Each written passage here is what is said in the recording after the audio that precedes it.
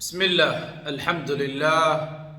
والصلاة والسلام على أشرف الأنبياء والمرسلين أما بعد أيها الإخوة السلام عليكم ورحمة الله وبركاته ولا ليال كسر دواذا channel كيغا أستاذ حبيب عبد الرحمن فضلا هديات كعصبتهاي سبسكرايب تسارو قنبليل كنفورو si ay barnaamijtu hadba ay ku soo gaaraan insha Allah ta'ala biidhnillah al-mawla caaw waxaynu ka hadli doonaa mowduuc ku saabsan min anwaa' calaamaat as-sihr al-mahruuq sixirka loo yaqaano sixirka mahruuqa sixirka gubista ama kala guba badanka calaamaadka aad ku garan karaysid waxaynu horay u soo tilmaamnay saaxirku inuu wasiilooyin fara badan oo kala duwan oo kala awood badan uu adeegsado isagoo u tawasulayo shaydaankuna uu siinayo baawar iyo awood marka qaabkan wuxuu sameynayaa sixirka wuxuu ku sameynayaa can طريق الحرب dab buu ku sameynayaa dabka uu ku sameynayo ayaa inta badan wuxuu ku dhahayaa gurigaaga geyso xilligaas oo kale bukhur ahaan u shido ama xilligaas oo kale daaro ama guriga u shid adigina ma ogid waxa loo yaqaan waa sixir uu soo gubay oo buda ka dhigay oo ka bacdiina uu ku dhahayo guriga ku adeegso subhanallah min maalinka aad ku unsatid ama maalinka aad isticmaashid oo guriga u shidid ayaa sixirkii ka bilaabmaya marka haday arintaasi kugu dhacdo shan calaamadood ayaad isku arkaysaa calaamada koobaad waxaa isku arkaysaa xarqun shadiidun waxa weeyaan kul iyo gubasho daran adaafir fi bacd aladaafir qaybo ka mida faraha hoose ama cagaha farahooda ayaad waxaad ka dareemaysaa gubniin olol baad mar walba isku arkaysaa waa calaamaadka ugu waaweyn waxaad kaloo isku arkaysaa in cara joogta ah caradu way ku soo dhaafaysaa heer aad gaadhid inaad shay walba ka carurtid subhanallah cara aadan control karayn haddaad maqashid hebel qofka caradiisa 24 hour weey haddii laba eray la isdhaho waa caroonaya haddii dantiisa loo sheego qofkaas carada ka horeysa mar walba 24 hour qofkaasi cara joogta buu yeelanaya iyo gubniin wuxuu leeyahay waan gubanaya buu leeyahay gacmahaas ay gubanaya faraha hoose ay gubanaya qofkii jirkiisa gubniin ila sixirkiisa marka hore lagu sameeyay sixrul harb sixirka gubniinka calaamada labaad qofku wuxuu yeelanayaa alqalaq bidun sabab 24 hour wuu murugaysan yahay alqalaq baan rabaa inaan idin sharxo wuxuu yahay qalaq waa laba shay waa yesterday iyo tomorrow wax la soo dhaafayna qofkii uu ka murugaysan yahay wax ku soo socdana uu ka murugaysan yahay laba gooraba shalay maxaa u samaysay doraad maxaa arintaas dhacday wax de hore u soo hebel baa ku dhibaatay waaga maxaa iskaga dhicin weyn de waxaan soo noqonay qofkii ka murugaysan yahay bal maanta wax aan soo noqonaynin bal maxay ku tari karayaan maxay ku qaban karayaan waxba laga soo tagay man faata faat qof dhintay meel soo celin kara waa ma yasoomaa qofkaasi 24 hour wax soo dhaafay ayuu ka murugaysan yahay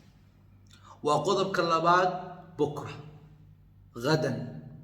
bari waxa soo socda arma saasi ku dhacay arma baawur ku jira arma hebel isku dhacdan arma hebel wax ka sheega arma lagu xasta arma lagu ceebeeyo arma sidan lagu yeela arma lacag weyda arma faqrida arma dhimata arma xanuun kugu soo booda arma halkan ka wareegta arma halkan ka soo noqota 24 hour wax aan ku dhicin iyo qofkaas ka wareegay subhanallah وانا علامات كلغو قرت حنونك سبحان الله والعياذ بالله نسال الله العافيه والرضا لان تدفر بدن با حنونك قبا قف wax soo socda ka baqay wax tagay نسال الله السلام wuxuu qofkaasi sidoo kale jecel yahay kelinimada ويحب العزله inuu kelin noqdo mar walba ka fakara marka waa calaamaadka lagu garto sixir al-mahruuq calaamada saddexaad walaalayaal qofku wuxuu yeelanayaa al-alam fi ar-ra's ماذا حنون بيالانيا خاصة أوقات بعد العصر كصلاة عصر كبعد أما أوقات بعد المغرب ama salaada maqribka bacdi sideeda banaanba sixirka waxyaalaha ugu badan ee lagu garto qofkaasi madax xanuunka salaada casarka bacdi ama salaada maqribka bacdi buu aad uga cabanaya calaamada afaraad wuxuu qofkaasi yeeshaa al-ikhtinaab waqta an-nawm waa la ciijinayaa qofkaasi uu ciijismayaa marka uu qofku hurdada sii seexanayo ama qofku marka uu hurdada ka soo toosayo ama isagoo jiifa ayuu ku soo boodaya waxba ciijinaya ku dhagaya taana waa calaamaadka lagu garto xataa marka qaar awqaat al-amal waqtiga shaqada oo kale ayuu qofkii murugada dareemaya iyaduna waa calaamaadka lagu garto sixirka maxruuqa la yiraahdo calaamada shanaad waa ad-diiqa tanafus qofku neef qabatoobaya neef qabato joogta abu yeelanaya naqaska mar walba ku dhagaya hadduu meel banaana marayo hadduu hurdo marka qaar uu soo toosiyo isagoo naqas qabashadii ay hayso qofkaas laana sixirkan waaniga ku ir waa bakhuur cibaara can wax la shiday weey cibaara can saaxirku wuxuu ku sameeyay wax uu soo gubay wixii gubitaanka ka san ka raacay marka already laabtaada yata'athar al-ikhtinaab sidoo kale marka neef qabatoobaysid ama naqasku ku qabanayo iyada laftigeedu waa cilaaq arrintan la leeyahay waa qayb kamid ah marka lagu leeyahay al-alam fi ar-ra's madax xanuun waa iyaduna waa qayb kamid ah marka lagu leeyahay jirkaagu inuu gubto gubasha dareemaysa xataa adigoo wiitarkii u maray 0.1 ama -1 iyadoo marayo ayaad ka cabaraysaa gubniin inuu jirkaagu gubanayo marka taa laftigeedu waa calaamad waxa laga yaabaa jawigu qabow yahay wiitarku qabow yahay laakiin adiga kuleel joogta dareemaysa carada waa qayb kamid ah carada waa qayb kamid ah kulka marka waxaan oo dhan waa shanta calaamo ee ra'iisiga ay lagu garto in badan bayna dhacdaa qof baa wadaad baa loo tagayaa markaas wadaadkii qofka wuxuu sheekhu nin baan u tagay wadaado markaas uu waxaas iyo waxa guriga u shido waa waxyaalaha dangerous-ka halista ah marka lagu gubo qofka bini'aadamka subhanallah marka calaamaadkan sixirka maxruuqa ah waa calaamaadkaas ugu waaweyn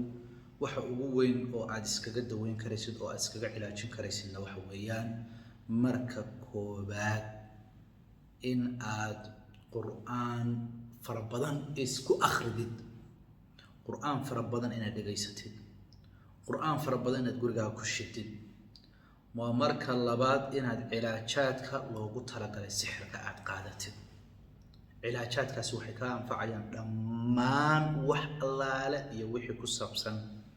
waxa weeyaan arrimaha kan sixirka cilaaj qaar la cunayo oo caloosha iyo uurka iyo wixii jasadka ku jiro dhan ka soo bixinaya ama ka baabi'inaya qaar lagu qubaysanayo marna waxa weeyaan guriga lagu uuminayo waxa weeyaan بعض الأدوية وبعض الأعشاب ومقروءة رقية شرعية marka guriga loo daaro oo waxa weeyaan sida sidriga oo kale gobka oo kale waxaan adiga saaxirku ku siiyay way bixinaya way saaraya oo gurigii bay ka faaruqinayaan marka iyada laftigeeduna waa arin lagu baabi'in karayo in waxa weey بعض الأدوية oo aad ku qubaysanaysid بعض الأدوية oo aad marsanaysid waxyaalahaas oo dhan waxay ka anfacayaan in sixirka gabi ahaanba aad ka takhalustid iyo qodobka ugu dambeeyo oo ah alwiqaaya inaad iska ilaaliso sixirka waxaad iskaga ilaalin kartaa in aad waxa loo yaqaan adkaarta inaad ilaalisid inaad weysada ilaalisid oo aad ximaayo ku samaysid alxirs can sixir